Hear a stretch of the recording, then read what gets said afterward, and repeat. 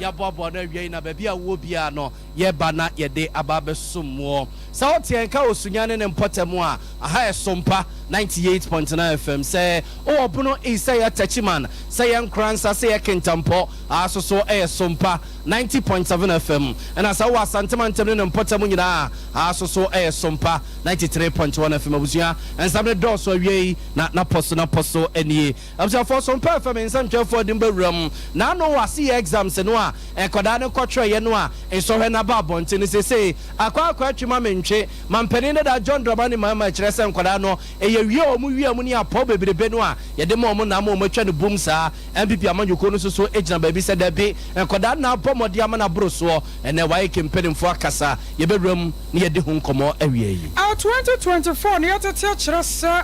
and oil marketing companies are what one fan go on marketing na entity abato Sompa FM in Central for Pronuncia wie so chese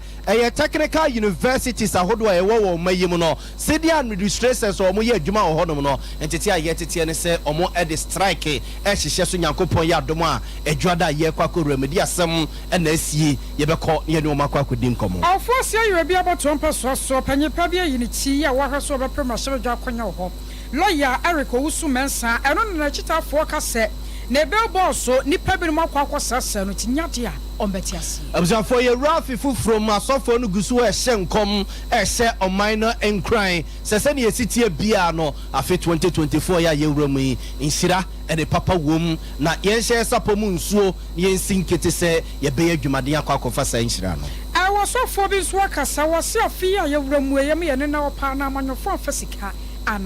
abza for we ni afufro pinua ni akekese ne ne se kasea baabi a wo bia na wiai ye bana ye de ababe somwo ye fast day manwumaku yi 21st clinic wo me sciatica expert 3 herbal center with 3 core capsule saba Dr. Be wotana so apatapata bita clinic se enka chiro se wo kwada bia wo ye nhwemu mapade ama obi bia da no achi no cloud internet warmo so taya chimizu and a 5G warmo kwemu se twitwa ye de awia pronto baka sebo e baba som asofo ne yemienu ne asofo panyoro asante ebo Benedict wadoma sem kroje de amaye akosia ajewa kwade boaten animedi mene nana ya bo amalibi aboga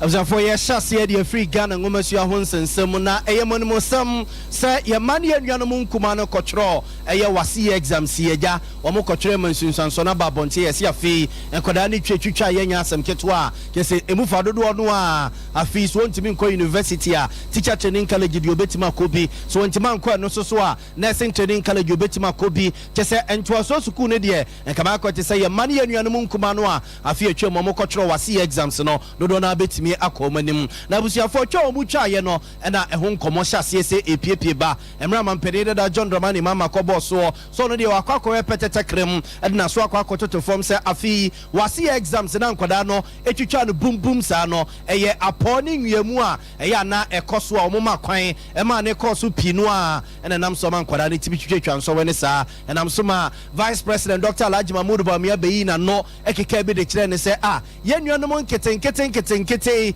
esiri pe abomode asua de akwa akotwa so hwese ya na untimi nya bibi ma wase a ediwe na wasa obo no wasa enkoda ne kura bombone ya po na omode ko wura class wo no na omode ko church wo exam yesi baabi wo no kura no a wo ma teacher fo no a na kosa no a waye kefo de ama wo no wo ma solve ye de ma wo no na keso mutu kope sa na keso omode yakokotwa de no na am so ma West Africa Examination Council abja form na hwe enso hwe ne chiro so ene ho mark ni ade nyina no wo mo ekasamafo opene eye John Kapia eja woni nsemtwefo didi nkomo kakra no wo kire se afi 2023 ne nso hwe no a ekwada ne kokotwe no nyamie ne mu nie ene ma pie koso a entweye wi san kwada ne eji apode to nchane a yenya achechefo bia wo mo ekirade wo secondary schools ne bia wo mo afatu wo mo so ekoboa nkwada no ye wo head teachers bia wo mo so no mo a ekata se dream de kaka ne proye ebubububu mra no eso a esisi mra ne bi trase a enam so man kwada ne enya kwan eye niema na nsem fata eno ne ka ho bi ma ebia wase exams no fi se nkoda no wo motwa ne boom saa enam so ma fi wo nyina ekọ manim opani John Capi we yamra na jansam twefo abo pini no na yebusa ne se afi 2023 no a ekogu ye no wase exams ankoda akọchro ye BC exams ankoda ne kokọchro ye no so de niema egu nsa ne ye ni a se no mbesi ebua no de afa eno wo chese nyame ne mu de ekoye ne mu de hadwene eye se emra no a achechefo anhwa mana anya adwuma ankwankosi ase ene apo bebrebe no a ekoso ne ade a ha wono ye pa.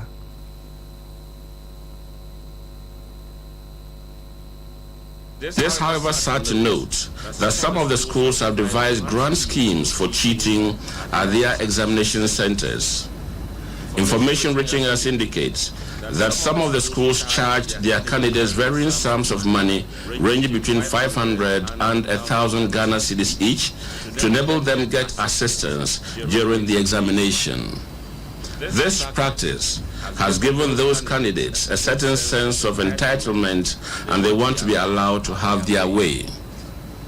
Proprietors of some schools have shown open hostility towards our monitoring teams, prompting us to call for support from the Ghana Police Service to ensure their safety.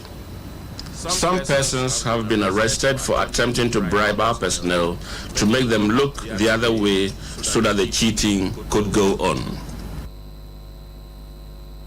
Abzanfonti weye ayo penin power hwani amansan edin komo ema West Africa Examination Council no Penny John Capi ena yete nenke no achire ena osaso etiansem dwefo na so se wi se nkwada no a omudwudwi wonu mapo ema omu teachers ni bi bo omu to nchene a your headmasters ni bi a omada ho contractors ya womu afa ntrekese ne frakadam ko bi so kese ewiawia niema mu a edima nkwada na ni nyina so ya de bi a hadwene ewo 2023 no exams no a enkodane kokochro yenimu. Examination irregularities. Irregularities recorded during the course of the examination so far include 1. Foreign materials on candidates in examination halls. Quite a number of the candidates have been caught with prepared notes, textbooks, and pages torn from their textbooks with the intention of using them to their advantage in the examination hall. 2. Snapshots taken of question papers and circulated via social media, WhatsApp platforms, and Telegram channels. Some unscrupulous invigilators use their mobile phones to take snapshots of the question papers right after the examination commences, and these are forwarded to the various social media channels. These channels also trend the solutions to these questions to their subscribers. The Council Security Network tracks some of these snapshots to their sources. Social Studies 1 was tracked to Lawrence SHS Sunyani, where the teacher who circulated the post has been arrested. Biology 2 was tracked to Mountain High Senior High School, Agona Ashanti. Elective Mathematics 2 was tracked to Edu Jemfi Senior High School, Agona Ashanti. We have evidence of snapshots of the question papers taken in a vehicle that was used to convey question papers from the depot to the examination center, indicating that the question paper packets were opened in the vehicle. Investigations are ongoing.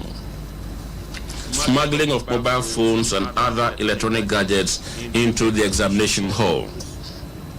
Several candidates for way ayo numunyamfo a wohwani amansan din komoma West Africa Examination Council etwenity a efrene se why company John Capi and yetene nken we ayamra na chese ye orden ye megunsa ne ni no ma plus yasese akeka ne masi ni na yahwe afi 2023 no a ye de ekokugu ye no wasi exams e course BC exams e course mfifimu a wonu ma ye ene enema omo edigu akwamu de asoso sa ne mana no ene wo chese achechefo no pinu a edo omo hu jimu bu ankoda no headmasters ni besusu da omo contractors ya wo mo no ade no na kese WhatsApp ni social media sem no watwa no de akwakomo obi obetima ye kwese no masa so de abren koda no ne nyina ka ho bi anama ebi ase fi se koda no matwa so we ni bumu a sa ne ma we nyina ka ho we ye waye kempenim fo nsem a wono mo aka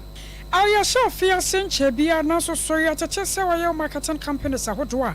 awo ma Ghana mu no wa mo sakra wan ma dwene se won betete fango so sane ba ya wo mai mu no ka akwabade adwumade no betumi akwa wano ade amayen na ene wo costa wa yo ene mia ahodo pi no a ababadru 1124 na chese 11 Ghana cedis 24 pesos ayade a ehye nkran pa sa hyenkafo ho betumi ahenha wonom eno nam soma senior research fellow Ora Adam Yakubu wono Institute of Energy Security won wode ne djuma wode Sompa kase di nkomo kyeremu hia se ne fankobu esutumiti. The Institute for Energy Security is projecting a marginal reduction in the price of all petroleum products on the domestic fuels market in Ghana. This comes after a careful analysis of international price data, the local cedi performance against the United States dollar on the forex market, as well as world fuel market announcements by the Global Standard & Poor platforms. On the world fuels market, the Institute for Energy Security did observe that all petroleum products, that is gasoline, gas oil and LPG, had their prices fall by some 1.76% for gasoline, 3.44% for gas oil, as well as 0.14% for liquefied petroleum gas, LPG. However, on the domestic forex market, the cedi did lose some 0.41% of its value against the United States dollar, closing trade at 12 cedis 10 pesos to $1. Putting these factors together, the Institute for Energy Security is projecting marginal decline in the prices of all petroleum products on the domestic fuels market. However, this might not be entirely realized because of the cedi depreciation recorded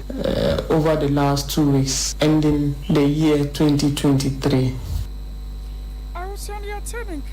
a year over Adam Yakubu wono ne djuma our Institute of Energy Securities. Abzanfo yen twaso na yen famon konsem fufuru na ewie ntiti abeto so performance mpyefa process kyerese eye empanimfo a womo ekira de eye adwuma awo ye technical universities ahodo num ye from Technical University Senior Administrators Association of Ghana etwanitia from say eye TUSAG womo e de krata aba betugya se hwe befri na ede kosi odonfo ya domu a edwada ebei se nkoma mo ne Ghana ban edie no so mo ante bibi papa bi enfri man pedi na ado danko akufo ado wachiman PSA be ma bo ada one na tena ye ne mpedimfo enkyene a omo ade omo nkuku no mo nkaka nyina egu fom ne nyina akwa omo retirement on sansam a omo abone mfie bebre ni yesi roll over bia na ewo se ekoso e form retirement date into ye ho e no mo ne mpedimfo di nkoma a atene ye resi kasam na ntoto ye so bam atene ye hwe apedie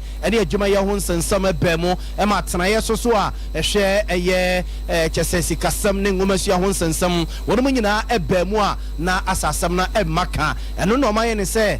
ya ne bekoso de a ene omo ani da kwan sasam na ntimi amaka na omo ntimi ensi pode a odonfo ya doma adwoada ebei womo ede omo kuku no nkaka egu fom ne ye kwa omo no so na ye ne national president ya woda ekuya no opani Joseph Mensah oti esirifi akwakudi nkomo ne yabusa se womasam ne pa ene say ena ede antutu ye na ban so eyemra omde sakrata we betu dwei opani Joseph Mensah ye mo official po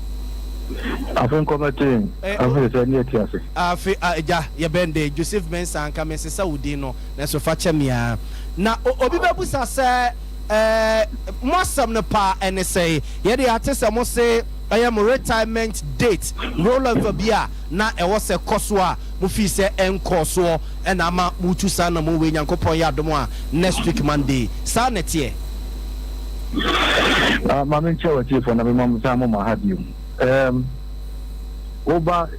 university of Ghana ase ya e won hyehyere ne mra ebo wona wo ko anwu jimu e wo ban na sa hyehyere ina na e wo yen conditions of service no na hyehyere no be bi ka se di e ko na hu ni jina so di fie di osia e da na odi fie di osia no ayen sa da no no so ko da hu jim ne mo mu no e da na academic calendar e hyehyere plan da wa e de hwe to school ni woni ma nyina afimu no sa hyehyere plan no da na e twato no e no so e da o so ko na hu jim the fans say woman no ka say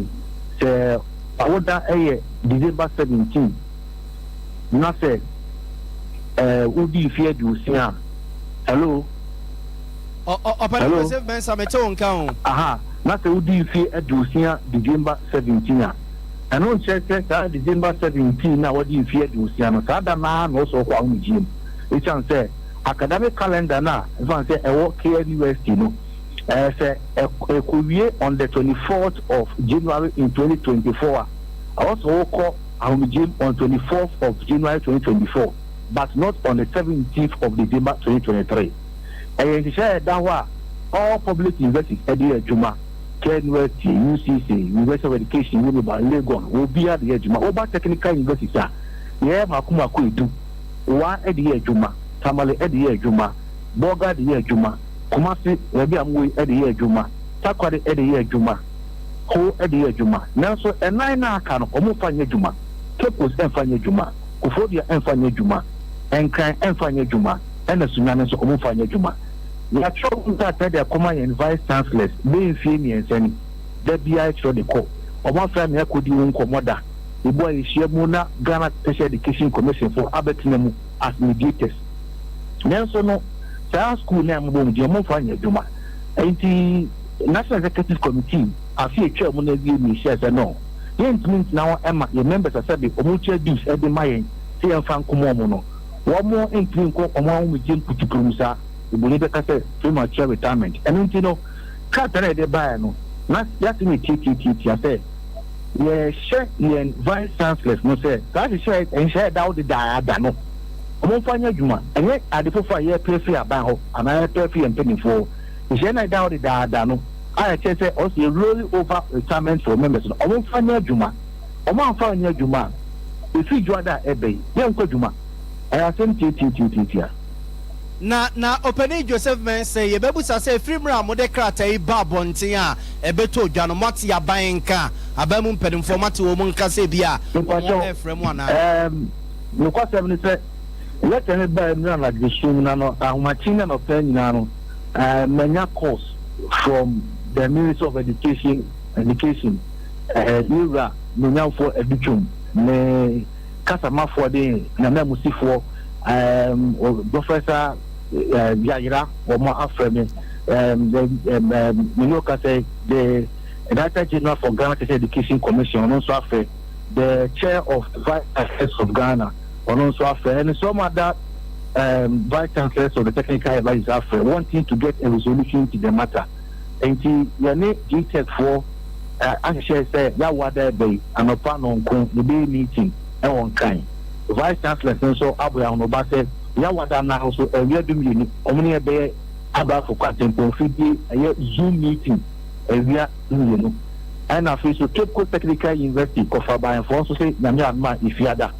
almost any MBA meeting management any MBA meeting. In fact, Cape Coast Technical University, no, or much you must say, yen cat the buy, no, it seems to cut a woman. Na, baby, or what, you know, me, I think, baby, also, you know, more yagre. In tomato and South Francis, if you had a yamba, you know, me, and not me, if you had done, you know, Mako Dinko. You. Any opening. The call has been put on hold. Please wait. The call has been put on hold. Please. Ya twasun to the mienphone see yedana say. Observe for way opening Joseph Mensah Oti Esirifi. Wano an national president. Wada a technical university senior administrators association of Ghana. Echenitia FNSA a tusag. Na ningina ayo mokrato mo dia babon te se wie be enfri na enfam kosi nyakopon ya dom adwoada next week die so mo antim pedimfo nka anka sam na enfri ono a mo ade omo ne ma egufo manu nsam na ja obobo so reche no o se ya wada ani fiada on be hia ban no ma hia omo pedimfo ye de be die chide mi frato bia no yemfa enkame mo I was sorry at once some so na afempem ye no ne aduono miensa ba ba kona wie ne mu no ana NPP amanyoko no bia moto ho se obia do wo pepa se wo premra shebja akonya wa amanyoko ne tim wo no ni amefa form se ani afiti sabra no abepem sesa no ni parodo no a ana abato ampeso ahodo no won makwa kwafa se won mo prebie afosia yire bia abato ampeso so panyi ba kwa wayi ditie se wo behwe no woni onmanyamfo kwaje opon kroma akwa premashebe dwadwa awɔ Fosia Yerebi ayo lawyer Eric Owusu Mensa na papa yi na chitafo agigai wɔn mo kyerɛ sɛ owura ne be boss ahodoɔ bi a wɔn ma yɛ yɛsi monte so no wɔn ma hunu sɛ nipa binim nam kana kyekye kwa so akwa kotutu ebi so kora de wɔn ma sɛsɛ no kora ya kyerɛ sɛ ɛna mmara kwa so na yɛ no ane sɛ na amen ya ɛnɛ obi ya pribie na so lawyer Eric Owusu wɔn ko akɔgyina be sɛ wɔ pribie afɛdeɛ de ne be boss so ya sɛsɛ no nya de a wɔn bɛte ase ne wɔkyena na de kyeɛ enso ka ho bi na panyipa ya wɔkasa de ma lawyer Eric Owusu Mensa na chitafo no ayora Samuel Ejei Donko do no abon mane se rapi wana samtwofo kasa ye akire mu de ntia wo mososo omani abrese yi de ya behu eya asefem sebe abatwo ye kwa eya de nipa mienu ede e mo bracket da eya de abako ele beko na mo wo awo bayi wo djuma ede hiye no ummu na ede bafa sa aponyan e je masre we de eye city MP na kasa no krom junction asio ndika de betime aka sense ka oyo obi pa e so nko no kasa otu na mo no de ni be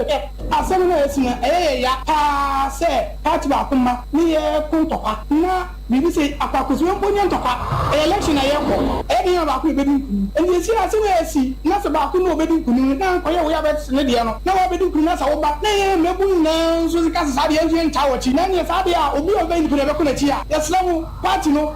ye go mi seat ti yesla every benefit from national seven ayensu team just for bokodua e pa mo chaw everything na nkosi efiada won kasa fa de esi wo asemu nso ewo achemansa bebi ye je kasa ye onabu kodo konkloma ni papa krom e nafi junction na ho ni be si samboard na sa asem na si yeri na odo ana ke yi ama party when is the party ni e be ko na ze bam ko ni odo na ze eduma obo kaya de o so baba o so bo kaya de na won de nsai na wo de nyeye ana se na enda se ba e ma so de ma ti yes se bi opani no bia ni ya no makasa amfa ho and watching no ana NPP vice first vice chairman the more force Arabi about one person so or first akwojo frimpon one so kasa si ana tamibia ana politics no mama play na aye yakaka se bebo be si ono menye se o committee bia obetimi ato abani bi aboa ye taba ye koto no e nipa kakra bi na omokoto sa aba na se wan timi anhwehwe sa ankofo no na bebo be si ono obetete no a ana wachi before obetete no a na opese wo kyerese pese emme MPP ni MPP ahia nti adane ntokwa nti MPP ni ndc social e de besi emianum kakra e kan se itire ni tire nkan no kyerese abonte so for me fa body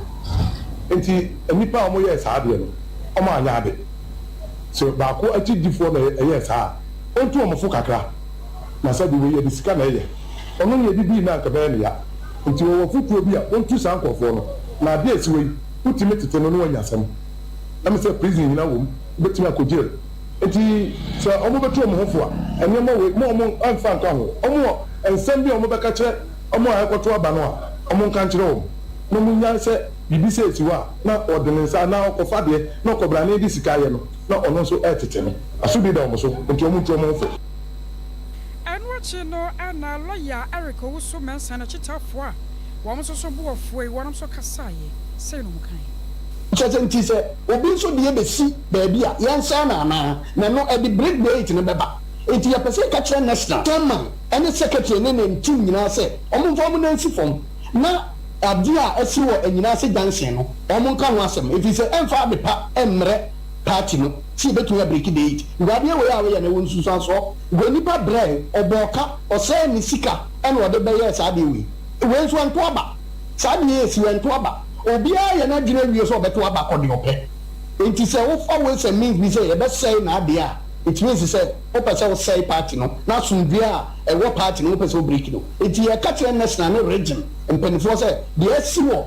eya anyina se junction a eya ne MP we do opon kroma ni kuro ne papa kuro mu hono mo ne junction na disi ya sa de wi a happen enti ye frame a ye kama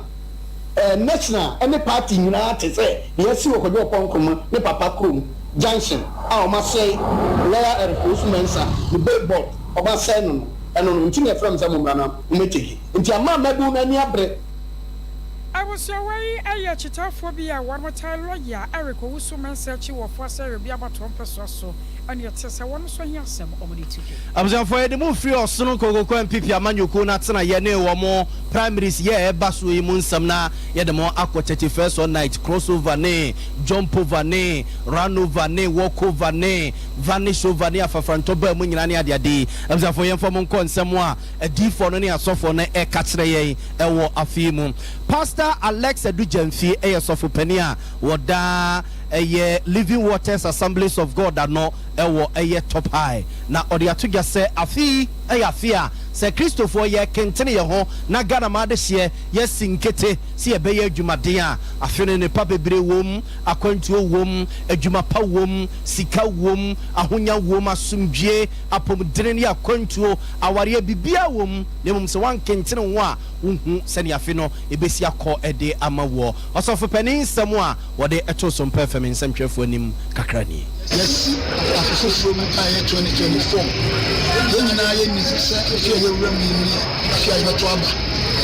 nipa bebree ɛwɔ adwene bebree fa ba to ho ɛwɔ ne asi da nti ɛnso yɛ deɛ sɛ deɛ Israel fo ko drum Jordan no na ɔmo nyim sɛ ɔman na ɛwɔ ɔmo nyim ne ɔman a ɔmo yɛ ɔman a ɔmo soso na ɔmo yɛ ne akɛseɛ na ɔmo hu no awurade sɛ ɔmo bɔ ɛwɔ Deuteronomy chapter 9 sɛ ana ɔman na ɔmo kɔ na wɔn sɛ ɔmo so ɔmo hu yɛ nyanso ne awurade mi na mɛdi mu nim so ɔta nti ma no bi sɛ ma na mmere bi de ma ɔman gya na ne Christopher na sɛ ɛwɔ mu sɛ aba yɛ bɛto na fi no ɛwɔ ehu ɛbɛyɛ dede na nso awurade de di yɛ nim so ɔda fa bi ɔbɛdi nkunuma ma agyidifo yɛ mpa ibɔ nti na mebɛgye yɛn afei ɔman ne mu sikasɛm ne ade ayɛ den a hokyerɛ wɔ hɔ nanso mepɛsɛ mesɛ na meba bi abɔ sɛ ne 2024 ɛbi bɛyɛ den nanso asafo awurade nkaka wo sɛ wɔne ɔmu tu asafo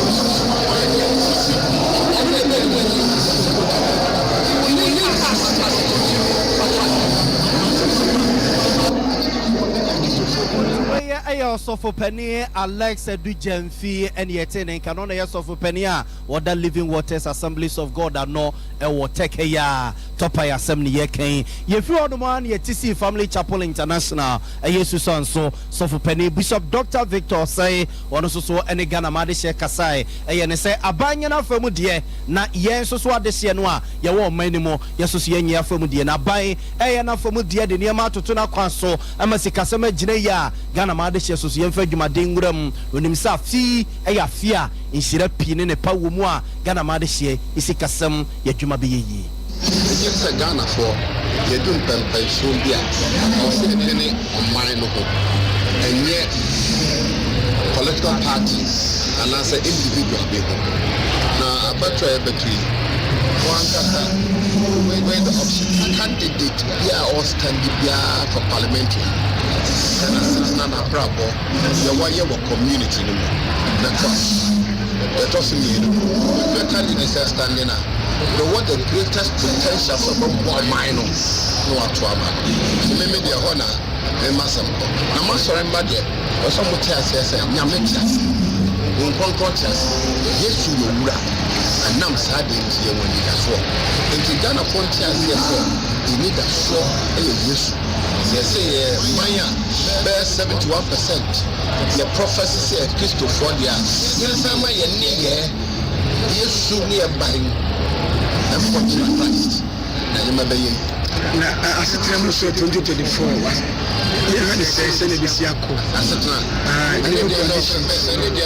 economic forecast, prophetic forecast. Okay. Economic forecast. I'm saying way Bishop Dr. Victor say so for Penia or that Family Chapel International nona on society in Kennechi and a Power Word Ministry International Apostle Ajenim Boate Esiama Dodonwa Esarmane said Daddy AB one so and Yema was a Christopher Ghana Madishie ye share any more fee of boss to say the train. This year is the year of intimacy with God. That's very ordinary Bible the year that I'm getting in church. In 2 Exodus chapter 20 verse 24 it say you will me an altar and sacrifice burnt offering on this and I will come and bless you. You will raise your temple and I'm affecting the match. Yes I will. But the message will be a more high. be a more penny, say, not continue to share. None here, I come from Montana, Ghana, in the Kunim.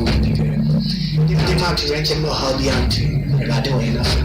I did it in the function. The country will be a next for Zema and Nicky. I am finding a Bible in the house. Said a bear, I didn't because what's in the function. As this to forward on my expecting. I want them from I guess we will obey and be a meeting in the future. And it's Christian, I don't obey Yanko. I remember whatever you have invested, you will harvest. Say, yeah, what to one and more be able to think of addition. We got no to them, so expecting any match. I didn't know how many and 2 people. I didn't share in the news. Amen. After Ben at the mamma, your phone, Nigana for the demon penny from the phone said, I should be Gina, your way, Gina, you didn't, but I should be here. To be Pierre, the only Pierre, only shows the baby I should be. Ghana will be anymore. Ghana first. I'm going to weigh a apostle a Jenny Boati and Siama, Dodonwa, Esarmane said that the AB, 1 year of Penia, or that Power Word Ministry International are not way a Nema, I was a Christopher, the Shenimu, a for 2024 year, Remwe. I was your 21st clinic and I come for Jama Sansa, one way a sciatica expert, Papa. Fana say what was sent in natural word about Nabro, Mobukram, one more. I ran a stroke ya dear a person chinwo. Wabizu cry to me the Kwasha home one any at the national sciatica ya dear. I don't think you said to Tumbrika, na 21st, now one more show. I don't want a 4 year or warm up being Munya that Ginia would tre. I will show any peduani more and a foot to a safatano, one the attack to a diamond. And your nonco, I adian kayen not da, one more share. Malaria fever and how typhoid and I adian get out one. Then you know 21st, do which mapa papa. Your branches in the doors of 15 branches near Chiriwa Ghana. Kumasia was show Vasis Junction, ye by Alpha Redu. Wabwasin so your council quarters, Quart Junction, and Crandall Market, your Sunyane, and Cranzan Alpha Tachiman Ubemuye. Fair was 0540 311 311 0540 311 311. Mizo and a 5G drink. I was here, Busu say, Chow, I wear Jama so baby, I'll be bin water. Woko a show overseas junction and manager Tanyo ho. Bisasa wo pemizo ana 5G drink obey bi amount. Christmas you will send you CBD no fire. Mizo nti wo mene mo ko yo nioma ko kama de mawo. Eno nti afi so say hia bi wo bra wa nonom. Wono abusua mo nchemfa ene 5G nyina. Ebabo ma ho atokwa adwama so ba bibia da na obisa. Onsa ebeka bi agina roso ya tonkra tewe ba. Pinua ena akechi. 21st clinic a sciatica expert sciatica no o nerves na wo to ase na fa wo siremu na fa wo nansia besi ase ho no se ho techima eno ene ye fa ne sciatica na etimi bubu o to ase ka wo se dwe wo sirem wo je ho ba bia enye na eno na 21st clinic ba ye adwuma pa wo mu ye ntia baso bo ma gine wo Ghana ha ene amono ne enya asem ketua wo mu ji international awards ahodo wo mu ji local awards ahodo na anu nso na wo mu be the only sciatica research and treatment center in Africa bibrim hano ebi ni baby a gise 21st clinic nkoa wo mu dia bibiduro ene besa o yare no masa de machine aka ho yare sabia yare bia wutimi de ko ne mama ade ba ko a wo ma gidi wo mu pa no sciatica ena stroke nso wo de kwa diabetes ne hypertension ni ade ni ade Ghana ha baby a wo mu ho 0540 311 311 0540 311 311 na 21st clinic wo mu sciatica expert.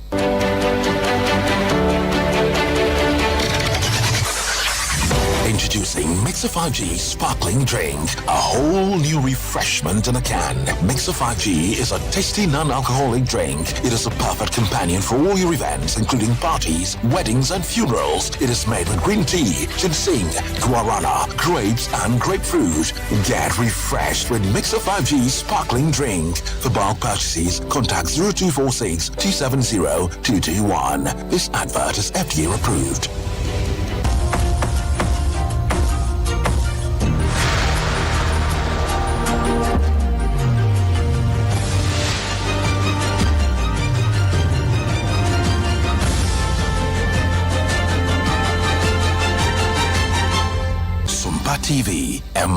Ketriapa. I was sure that's somewhat here to some so now so Penina Wadasum Dear Baptist Church. I know where Boakwa, Chuma will be a jack Proponimu or Santaman Temu, Reverend Samuel, or so up here and a day to judge us. I was Rata. I fear Yasimu about to offend to Ghana for me and in our pass on set. So, Hemopano, a Fibian, one more about to fear young set.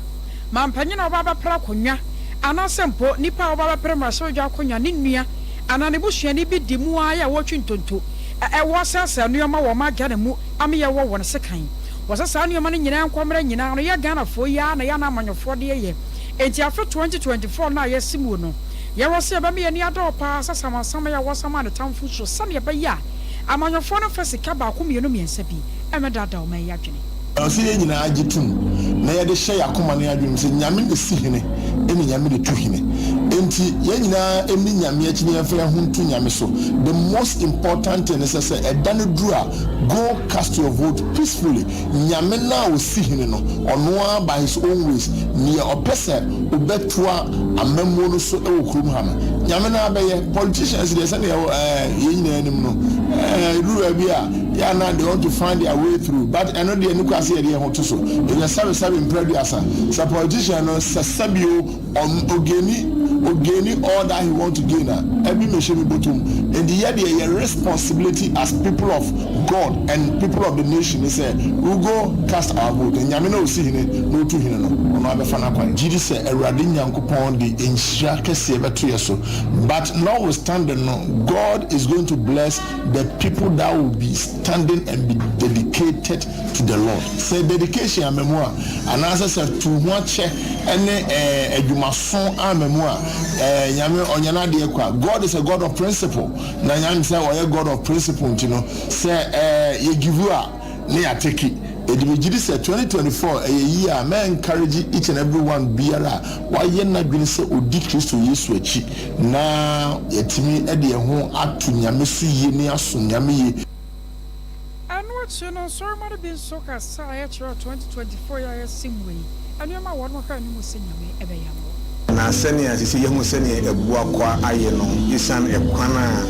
ye bibi munenti. You see now a boakwa is not a town any longer, it's a cosmopolitan area. We have diverse group of people who are now settling in the Buakwa. So as a church, we are repositioning ourselves to be all this category of people, trying to modernize creativity in our being able to. So it will say after 24 years, Asumji is free Christian who lives in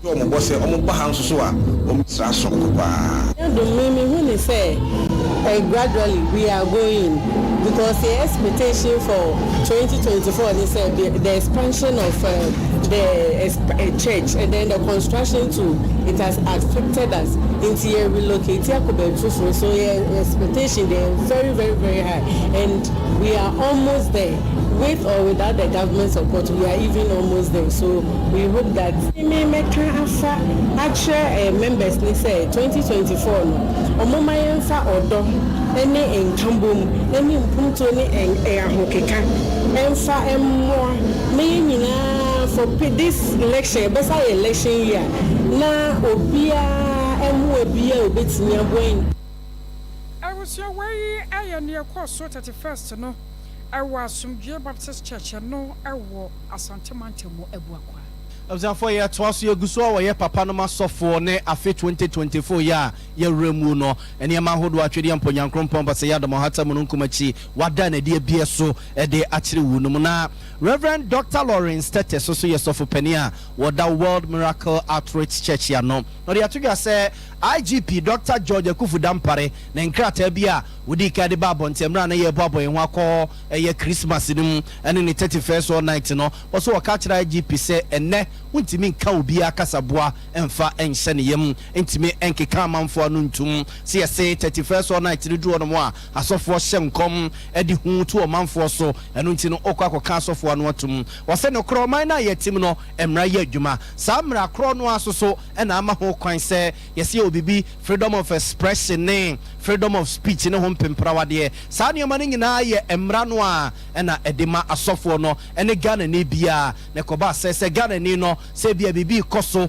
na oche na dwen na se ode nsusue bi e bade afo ho a IGP se wo gina be bi de mre bi e ba be chechira sofo no wo se we eye kokoba asofo no edema IGP se so do na tasa na ema na chi a wonya hweye emra no de obi anka se wonfa nya adwuma na so du ba bi na de mra no susu no ade hie bi no mu a na amfa mra kwan so Reverend Dr. Lawrence Stetton semwa wode atu dwane one of the strongest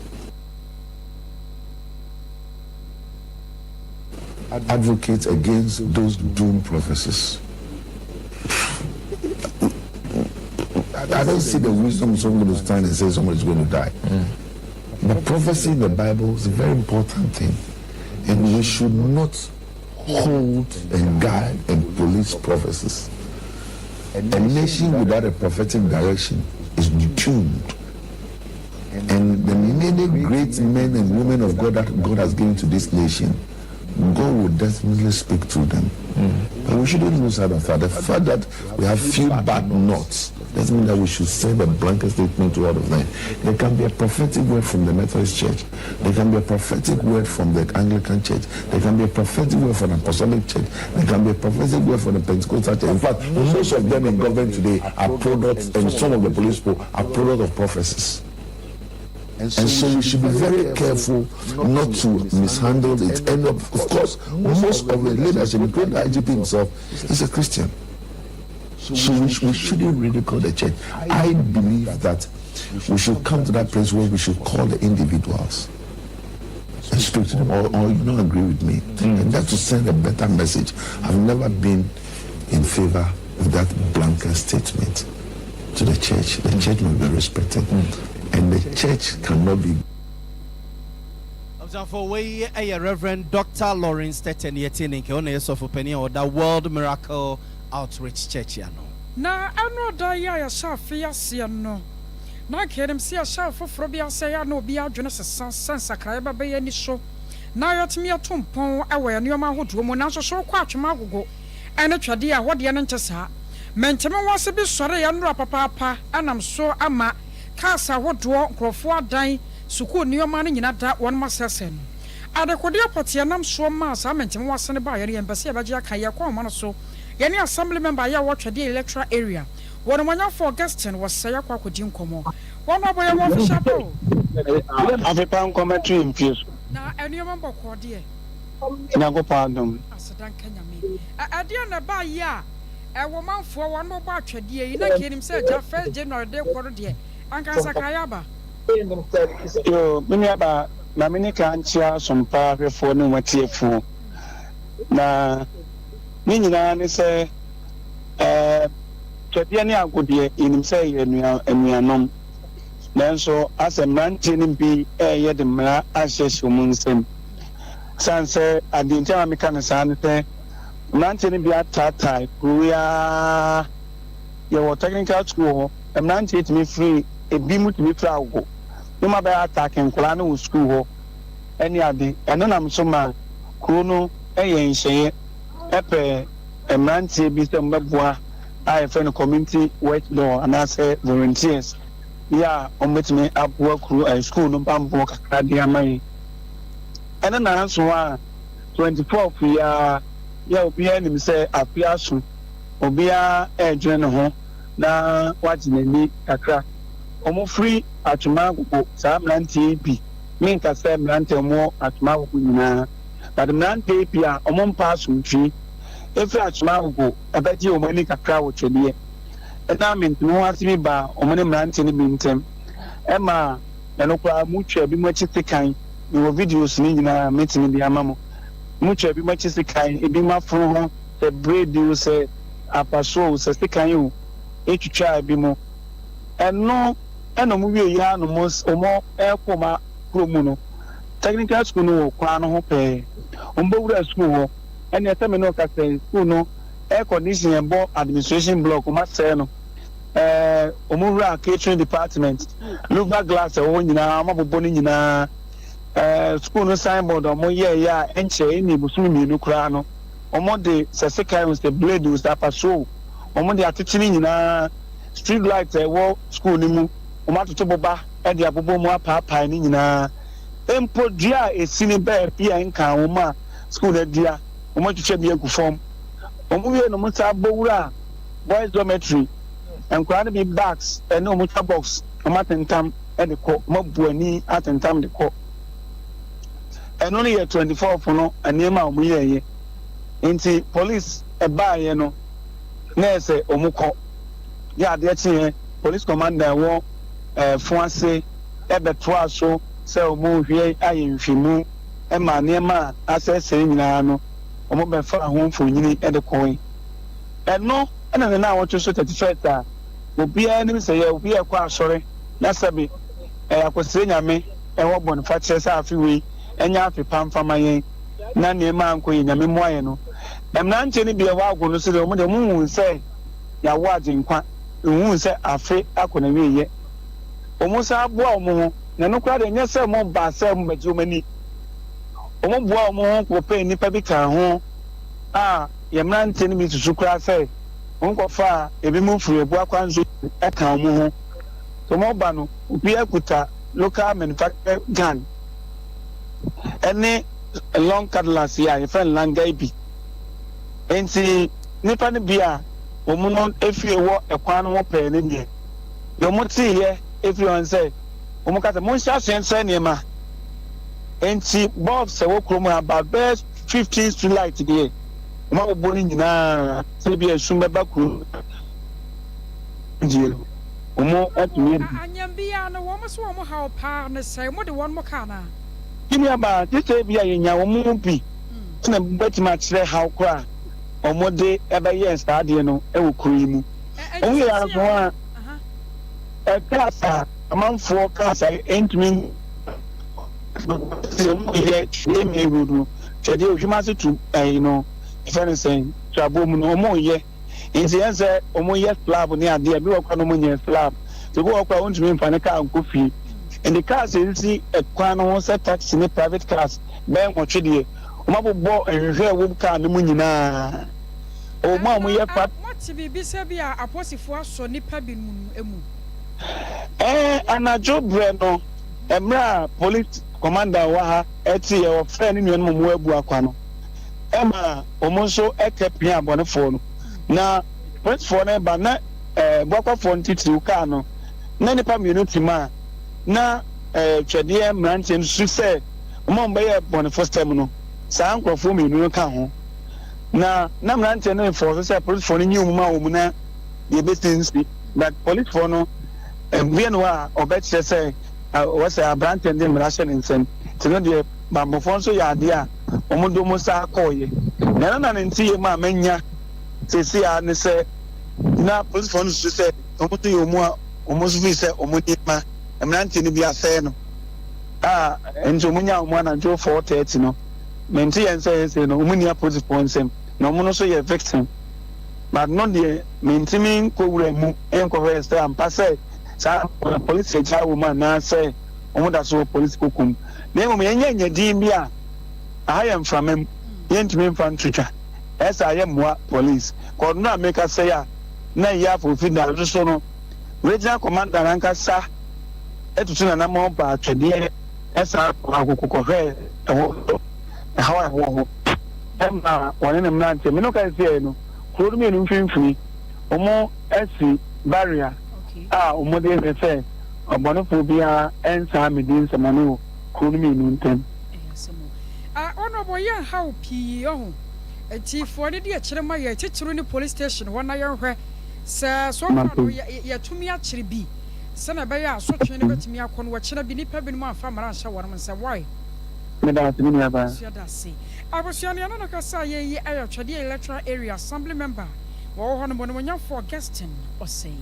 Abzan for yen to aso na yen fom nko atwuma nwa bi agya no for baton pesu so na mrasebe dwane a awo mrasebe je fie ma de hye wa atwuma nwa bi agya no for baton pesu so a ono akro na asaso ye so afo abedi ekira a o ma yen sase eni madodo de ho nsensem o hweso ono abo benito usu build ya to ya se agya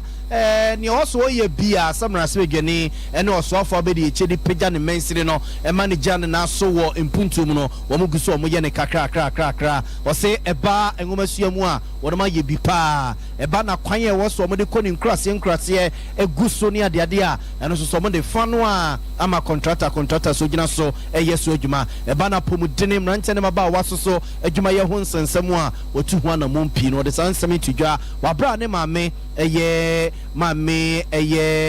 Georgina Kusi Georgina Kusi na odidi amakunafo ne ewisia ebiedie ewo atwemaku akrupon ena okwase bi ode sansem tudwa na oboda ba na se na face su ye na benya tubase ebise kwan ye na nyada ko pe ena ye de ye ko o sha asia e be check akran sam wo daban aye kwan bebre ye na e kai andi ziba 8 years ko ta konkokura no o man hwe bia no e hai Emma kwan pan mampanyi dada je kufo di jaye ni na sei ansana NDC ni mpria ya ban bae susu asasi ya yeye bi inim sisi kasam covid ene Ukraine front okoi ebe ha kinka kwan bebre ya asasi ya na amayi ntimi ni na nsen ni abanyaka aban susu asha na sapomodin amma sai ya kase intense ready ba yantreni asu ede ba ekupon Johnson ne dia nimse contractor no ba asu Abzanfonti we honorable Benito Usubio ni etene ken we mra na ne maame Georgina Kusi adepa edidi ama wusia ne ekunafo bi edi ewo mpesua no so atwema kupon abonten so na ode sansem etudwa na maame so no de enti a otu sa na moyi maame Georgia ede nsem se etudwa oyina ne se me momo nyina fresia pa afie de o ma se asesa pa o mani atena efie da me bebe di MP efie aduoni nie a na wa minister a na wa se ko ko ji na kromfo yina mi anya ko